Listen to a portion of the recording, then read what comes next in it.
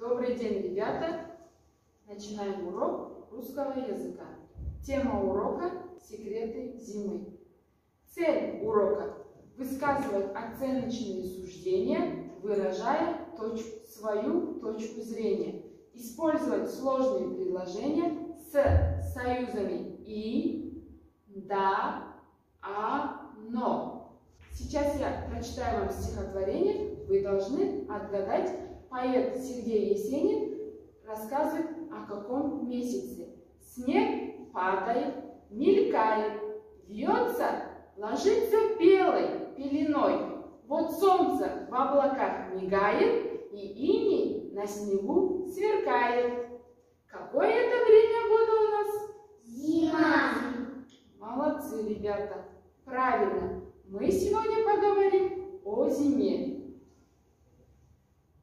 Сейчас я вам прочитаю текст. Давайте внимательно слушайте. Робин, как ты думаешь, что такое зима? Зима – это самое холодное время года. Первый месяц зимы – декабрь, второй – январь, а третий – февраль. Значит, природа зимой меняется? Да, конечно, Санат. Зимой метут метели, бураны, идет снег. На окнах появляются морозные узоры, а на ветках деревьев иней. Зимой очень красиво и интересно. А что о зиме знают наши друзья-четвероклассники? Ребята, о чем рассказал Робик Санату? Кто еще ответит? Балсая? Робик рассказал Санату о секретах зимы. Правильно. Как меняется природа зимой? Каусар? Идет снег. Еще? Хундус? Бураны. Балсая? На ветках деревьев иней. На ветках деревьев появляются Иней. иней. Давайте теперь про... Метут метели, идет снег, на окнах появляются морозные узоры. Молодцы, ребята! Ребята, как мы с вами знаем, предложение у нас бывает простое и сложное. Простое предложение у нас состоит из одной грамматической основы. Утром выпал долгожданный снег. Сложное состоит с двумя или более грамматическими основами. Труд человека кормит, а лень портит. Теперь, ребята, давайте подумаем,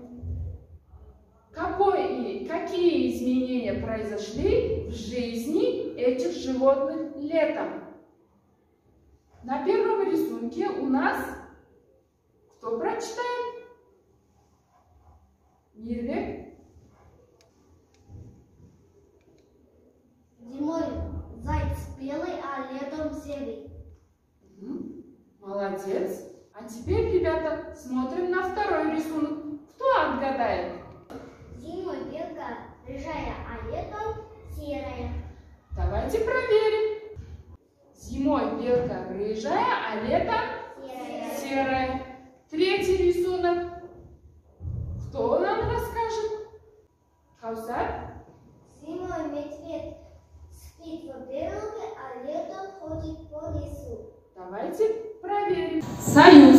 Союзы – это служебные части речи, которые связываются однородные члены в составе простого предложения и простые предложения в составе сложного предложения.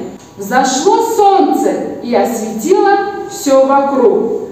Мальчик побежал за собакой, но не догнал ее. Видит око, да зуб не имет. В лесу растут грибы и ягоды. Составьте сложные предложения с союзами «и», «да», «а», «но», используя части простых предложений. Наступила волшебная зима, выпал белый снег. Ребята, если написали, давайте проверим.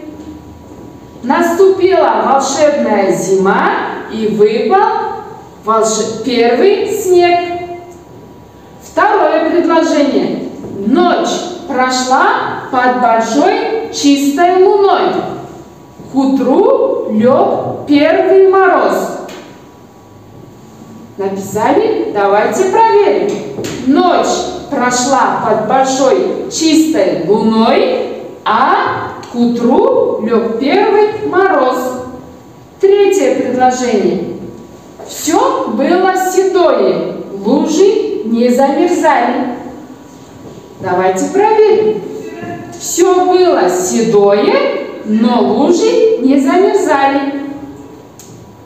Теперь, ребята, давайте подумайте вместе, поработаем. Воробьи расчирикались к морозу. Много снега к оттепели. Дым столбом, много хлеба.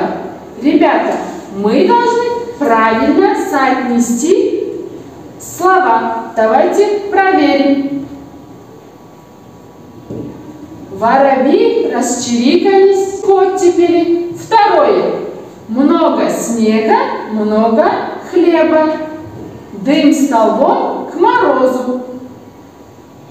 Повествование – это текст, в котором рассказывается о каком-либо событии. Что, где, с кем, как произошло. Описание – это такой тип речи, в котором описываются предметы, явления, животные, люди и так далее. И отвечать на вопросы какой, какая, какое, какие. Теперь, ребята, вы должны определить, какой текст относится к какому типу.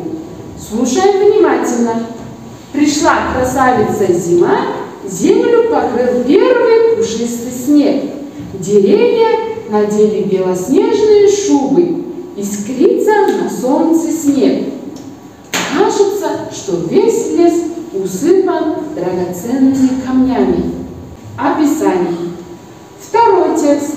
На реке Олег и Вася шли из школы. Падал снег. Мальчики спустились к реке. Вася побежал по льду. Хрупкий лед треснул. Вася чуть не упал в воду. Ребята поспешили домой. Это у нас текст повествования. Выбери строчку, которая подходит к уроку. Урок полезен, все понятно. Лишь кое чуть-чуть неясно, еще придется потрудиться, да трудно все-таки учиться.